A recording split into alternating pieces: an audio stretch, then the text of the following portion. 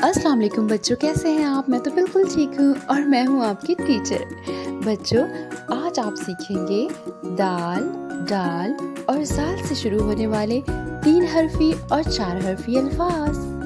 तो ये हैं दाल, डाल और ज़ाल। दाल को अलिफ के साथ मिलाएं और फिर लाम के साथ, तो बन गया दाल। दाल, वाव और रे आपस में मिलाएं तो बन गया दूर।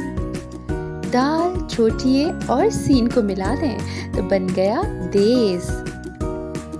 दाल, अलिफ और काफ को मिलाएं तो बन गया डाक। दाल, वाव और लाम को मिलाएं तो बन जाता है डोल।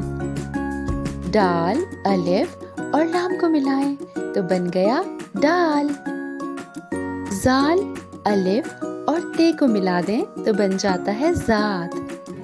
ज़ाल, काफ और रे को मिलाएं तो बन गया ज़िक्र। ज़ाल, रे और अलिफ को मिलाएं तो बन गया ज़रा। कितने आसान है ना ये 3 हरफ़ी अल्फाज। अब सीखते हैं दाल, डाल और ज़ाल से शुरू होने वाले 4 हरफ़ी अल्फाज। दाल, रे, खे और ते, इनको आपस में मिलाएं तो बन गया दरख्त। दाल, वाव, सीन और ते आपस में मिलाएं तो बन गया दोस्त। दाल, नून, छोटी ए और अलिफ, इनको आपस में जोड़ें तो बन गया दुनिया। दाल, वाव, रे और छोटी ए, इन हुरूफ को आपस में जोड़ें तो बन गया दाल, वाव, डो, रे, छोटी ए, री, डोरी। दाल, अलिफ, लाम, छोटी ए, डाली।